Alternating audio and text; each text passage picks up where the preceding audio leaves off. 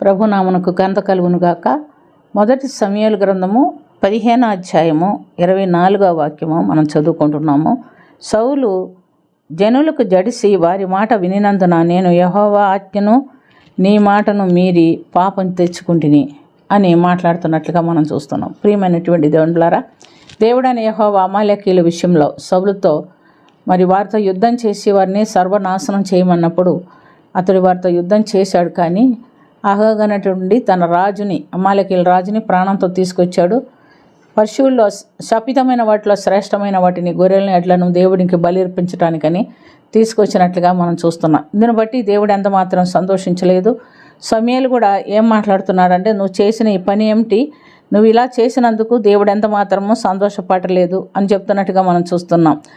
అందుకు సమూయేలు తాను సెలవిచ్చిన ఆజ్ఞను ఒకడు గైకొనటం వల్ల యెహోవా సంతోషించినట్లు ఒకడు దహన బలులను అర్పించుట వల్ల ఆయన సంతోషించున ఆలోచించము. బలులు అర్పించుట కంటే ఆజ్ఞను గైకొనుటయు పొట్టేళ్ల కురువు అర్పించుట కంటే మాట వినుటయు శ్రేష్టము. తిరుగుబాటు చేయుట సోదే చెప్పుటైన పాపముతో సమానము. మూర్ఖతను అగపరచుట మాయా విగ్రహములను గ్రహదేవతలను పూజించుటతో సమానము. యెహోవా ఆజ్ఞను నువ్వు విసర్జించితివి గనుక నువ్వు రాజుగా ఉండకుండా ఆయన నిన్ను విసర్జించునని చెప్తున్నట్లుగా మనం చూస్తున్నాం. ప్రియమైనటువంటి దేవునిలారా, సౌలు ఒకప్పుడు అర్హత లేనివాడు, ఎన్నిక లేనివాడు, తానే చెప్పుకుంటాను, నేను ఏ పాటి వాడిని, నేను బెన్యామీను గోత్రపుగాను కదా, నాకు ఎంత మాత్రం అర్హత లేదంటే దేవుడు అతనికి అర్హత ఇచ్చి ఆయన రాజుగా నియమించి ఇశ్రాయేలు పరిపాలన కొనసాగించడానికి ఉంచుతున్నట్టుగా మనం చూస్తున్నాం. అయితే ఎప్పుడైతే సౌలు రాజుగా ఎంపిక చేయబడ్డాడో ఆయన పరిపాలనలోనికి వచ్చిన తర్వాత సౌలు దేవుని మాటను తిరస్కరిస్తున్నట్టుగా మనం చూస్తున్నాం. ఇశ్రాయేలుకి ప్రవక్తగా నియమించిన సమూయేలు మాటను అనుసరించలేదు, దేవుని మాటను అనుసరించలేదు. కనుక అతడు దేవుని మాటను మీరి పాపం చేసినట్టుగా ఆయన ఒప్పుకున్నప్పటికీ ప్రియమైనటువంటి దేవునిలారా, మారు మనసు పశ్చాత్తాపం పొందలేదు, దేవుని యొక్క క్షమాపణ అడగలేదు. మానవుల్లో ఉన్నటువంటి గొప్ప బలహీనత ఇది. ఎందుకంటే మనం చేసింది తప్పు అని తెలుసుకున్న తర్వాత మన తప్పును మనం ఒప్పుకొని విడిచిపెట్టి దేవుని యొక్క క్షమాపణ పొందుకుంటే మనకు అది ఆశీర్వాదకరంగా ఉంటుంది. అలా లేకపోతే మనం ఆశీర్వాదము పొందలేం.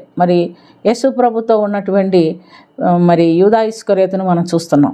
తాను కూడా తన తప్పు తెలుసుకున్నాడు, కానీ ప్రభు దగ్గరికి వెళ్ళి క్షమాపణ అడుక్కోలేదు, పొందుకోలేదు.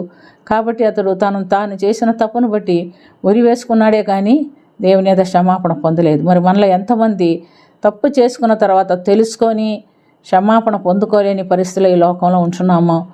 ఏదైనా పొరపాటు జరిగితే మనం వెంటనే దేవుని యొక్క క్షమాపణ అడుక్కోవాలి, ఆ తప్పు మరలా చేయకుండా ఉండాలి. అది మనం చేయాల్సింది. అయితే సౌలు అలా చేయలేకపోయాడు కనుక ఇశ్రాయేలీయులకు రాజుగా ఉండకుండా అతన్ని తీసివేసి దేవుడు తన మాట వినేటటువంటి దావీదును రాజుగా ఎంచుకున్నట్లుగా మనం గమనిస్తున్నాం. కాబట్టి ప్రియమైనటువంటి దేవునిలారా, ఈ దినం మొదలుకొని ప్రభు సన్నిధిలో మనం పాపం చేసేవారుగా ఉండకూడదు. ఒకవేళ ఏదైనా పొరపాటు జరిగిన క్షమాపణ పొంది దేవుని రాజ్యానికి వారసునట్టుగా మనల్ని మనం సిద్ధపరచుకుందాం. దేవుడి వాక్యమును మన వినికిల్లో దీవించునుగాక. ఆమేన్. ప్రార్థన చేసుకుందాం. కలిగిన తండ్రి, ఎన్నికలేని వారము, తృణీకరించబడిన వారం, పనికి మాలిన వారైనప్పటికీ మమ్మల్ని మీ ప్రియబిడ్డలుగా ఎంచుకొని ఈ లోకంలో నీకు సాక్షులుగా ఉండటానికి ఎంచుకున్నావు దేవా. నీకు వందనాలు నా తండ్రి.